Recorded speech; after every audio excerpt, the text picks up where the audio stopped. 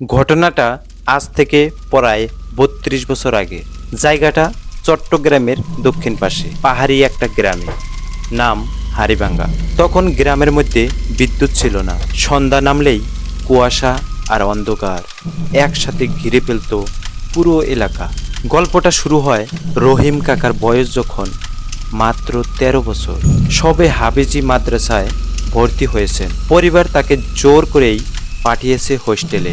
একদিন বর্ষাকালীন সন্ধ্যায় রহিম কাকা মাগরিবের নামাজ পড়ে ফিরছিলেন। হোস্টেল থেকে ৫ মিনিটের হাঁটার দূরত্বে ছিল একটা পুরনো শ্মশান।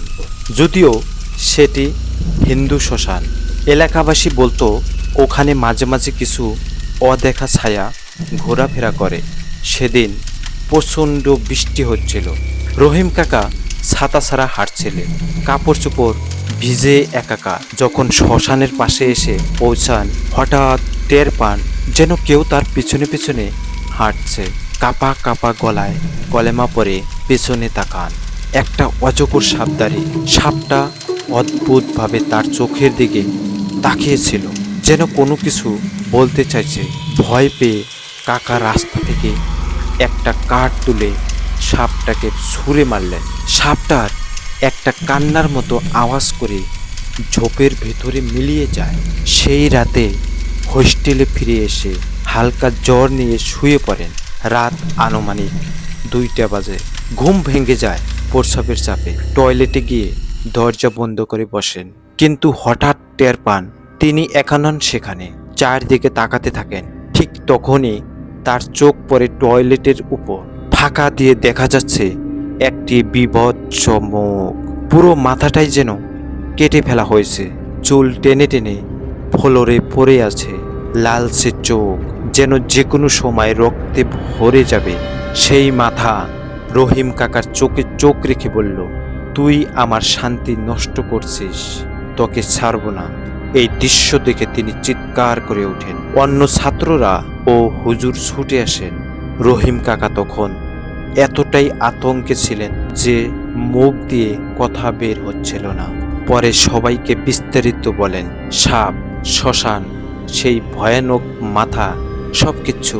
হুজুররা সঙ্গে সঙ্গে এক হুজুরের তাবিজ পরিয়ে দেন। এরপর থেকেই রহিম কাকার পড়াশোনার আগ্রহ কমে যায়। হোস্টেল ছেড়ে বাড়ি চলে যান। বছর চারেক পর রহিম কাকার বিয়ে ঠিক হয় পাশের গ্রামের এক মেয়ের সঙ্গে। পাকা কথা হয়ে গেছে, দিন তারিখও ঠিক।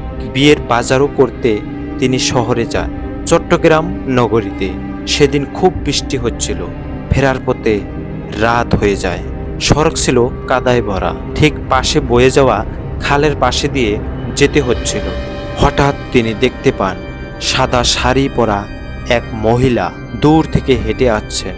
ভেজা কাপড়ে তার শরীরের গঠন স্পষ্ট, কিন্তু মুখটা যেন কোনোভাবে বিকৃত।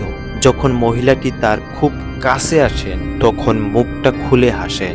সেই হাসির শব্দ কাকার বুক কাঁপিয়ে দেয়। তিনি ভয় পেয়ে দ্রুত পায়ে হেঁটে মহিলাটিকে অতিক্রম করতে যাচ্ছিলেন। ঠিক তখনই মহিলাটি বলে ওঠে, ভেবেছিস আমাকে ছাড়া অন্য কাউকে বিয়ে করবি?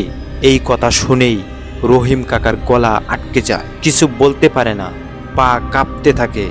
হঠাৎ মনে হয় কেউ যেন তার গলা টিপে ধরছে। নিঃশ্বাস নিতে পারছেন না তিনি।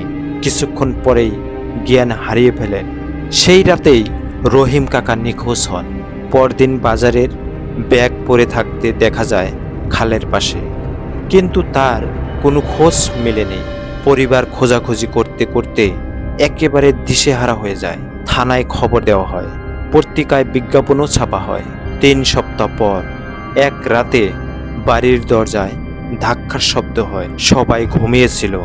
দরজা খুলে দেখে রহিম কাকা।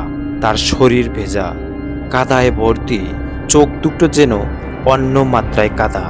দরজার সামনেই পড়ে গিয়ে জ্ঞান হারিয়ে ফেলেন। পরে জ্ঞান ফিরলে পরিবারের সবাই জানতে চায় কি হয়েছিল।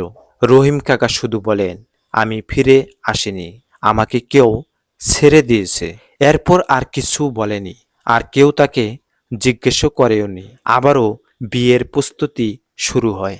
নতুন করে মেয়ে দেখা হয়। পছন্দও হয়। বিয়ের দিন নির্ধারিত হয় বর্ষার শেষ রাতে। প্রিয় দর্শক, আজকের গল্পটা এখানেই সমাপ্ত করলাম। পরের অংশ যদি আপনারা শুনতে চান কমেন্ট বক্সে লিখে জানাবেন। আমি পরের অংশ আনার জন্য চেষ্টা করব। সবাই ভালো থাকবেন, সুস্থ থাকবেন। দেখা হচ্ছে নতুন কোনো ভিডিওতে। ভালো থাকবেন, সুস্থ থাকবেন, নিজের যত্ন করবেন, সাথে পরিবারের খেয়াল রাখবেন।